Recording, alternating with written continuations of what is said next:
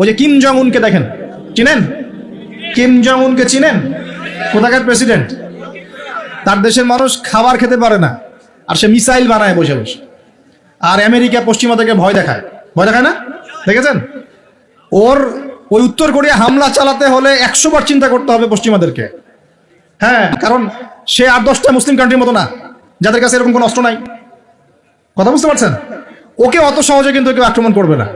তারপরেও আবার চায়নার সাথে ওর বন্ধুত্ব আছে, রাশিয়ার সাথে ওর বন্ধুত্ব আছে, ঠিক আছে? এরা একটা অ্যালায়েন্স, এটাকে জিও পলিটিক্যাল ভাষায় ওদের অ্যালায়েন্স বলে। তো ওরা শক্তিশালী হলো কিভাবে? শুধুমাত্র ফাইন্যান্স দিয়ে না, এখানে পলিটিক্যাল ভিত্তি শক্ত, অস্ত্র শস্ত্র তাদের আছে। এখন বহির্বিশ্বের শত্রুরা ওদের দিকে চোখ তুলতে পারছে না, এত সহজ না। তো দেখেন আমাদের পিছিয়ে পড়ার এগুলোও কারণ আছে। মুসলিম কান্ট্রিগুলোর দিকে তাকায় দেখেন, কয়টা মুসলিম কান্ট্রি এইসব ক্ষেত্রে স্বয়ংসম্পূর্ণ? কয়টা কান্ট্রি দেখবেন আপনি? হ্যাঁ, বিশ্বকাপ আয়োজন করে বেড়াচ্ছে, বিশ্বকাপ ফুটবল আয়োজন করে বেড়াচ্ছে, পাশে ইয়েমেন সিরিয়ার মানুষ খেয়ে না খেয়ে মরে যায়, দেখার সুযোগ নাই। কি করছে? ওইখানে বেস ক্যাম্প দিয়ে রেখেছে পশ্চিমাদের জন্য, ওখানে বেস ক্যাম্প ঘাঁটি দিয়ে রেখেছে পশ্চিমাদের জন্য। এবং বহু মুসলিম কান্ট্রি যারা মানে আমাদের কাছে এখন আইডল হয়ে বসে আছে, ভিতরে ভিতরে ইহুদি খ্রিস্টানদের সাথে বন্ধুত্ব করে বসে আছে। তারা উঠতে বললে ওঠে, তারা বসতে বললে বসে, ওদের ইশারায় কাজ করে কিনা? জিও পলিটিক্যাল ভিত্তি দুর্বল, ইকোনমিক ভিত্তি দুর্বল, ফাইন্যান্স দুর্বল, আর আমরা আধ্যাত্মিকত্ব তো দুর্বলই। তো সব মিলিয়ে এই যে 100 বছরে আমরা পিছিয়ে পড়লাম, এখানে 100টা কারণ খুঁজে বের করা যাবে, এত কারণ বলার সময় নেই। এখন প্রসঙ্গে আসেন, এভাবেই কি চলতে থাকবে না উত্তরণের কোনো পথ আছে? আমরা কি চাই যে আমরা সে আবার ওই ইসলামের সোনালী যুগে ফিরতে পারি? এটা কিন্তু রেভলিউশন হচ্ছে, ইসলামের দিকে মানুষ আসছে। যত আক্রমণ হচ্ছে ইসলামের দিকে, তত বেশি মানুষ ইসলাম কবুল করছে, আলহামদুলিল্লাহ।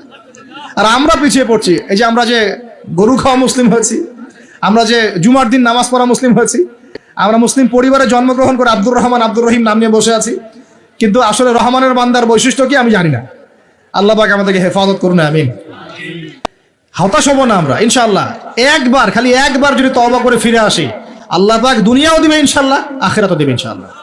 খালি একবার বলতে হবে, আস্তাগফিরুল্লাহাল্লাযী লা ইলাহা ইল্লা হুয়াল হাইয়ুল কাইয়্যুম ওয়া আতুবু ইলাইহি। আল্লাহ, জীবনে যা পাপ করেছি মাফ করে দাও, আগামী জীবনে হায়াতের রিজিকে বরকত দাও, এবং পুরো জীবন যেন ইসলাম পালন করতে পারি, প্রচার করতে পারি, প্রসার করতে পারি, মানুষের মাঝখানে দিনের ভালো কথা বলতে পারি, আল্লাহ পাক দিনের বিজয় যেন অংশ নিতে পারি, সে তৌফিক আল্লাহ পাক দান করুন। আল্লাহ পাক কবুল করার মালিক না? একটা কাপড় ধুতে 1 বালতি পানি লাগে, কিন্তু জীবনের সমস্ত গোনাহ ধুয়ে ফেলতে চোখের 1 ফোঁটা পানি যথেষ্ট ইনশাআল্লাহ। আল্লাহ পাক কবুল করুন, আমিন। কিভাবে উত্তরণ হবে? উত্তর 1 নাম্বার, ভাই 10টা পয়েন্ট বলবো, জাস্ট 10টা, জাস্ট বলে দিচ্ছি। বিস্তারিত ব্যাখ্যা আপনারা পরে নিজেরা স্টাডি করবেন। প্রথম কথা হচ্ছে আমাদের সবাইকে তওবা করে ফিরে আসতে হবে। পারবো ইনশাআল্লাহ? আল্লাহ পাক বলেন, তুবু ইলাল্লাহি জামিআন আইয়ুহাল মুমিনুন, হে মুমিনগণ, তোমরা একসাথে ঐক্যবদ্ধভাবে আল্লাহর কাছে তওবা করো, আল্লাহ তোমাদেরকে সফল করবে ইনশাআল্লাহ তাআলা।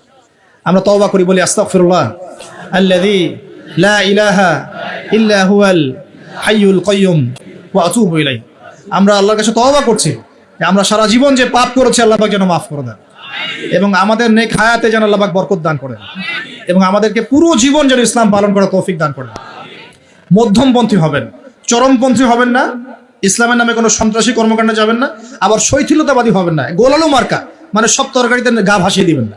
মধ্যমপন্থী থাকবেন, ইনশাআল্লাহ দেখবেন ইসলামের বিজয় হবে ইনশাআল্লাহ। আল্লাহ পাক তৌফিক এনায়েত করুন।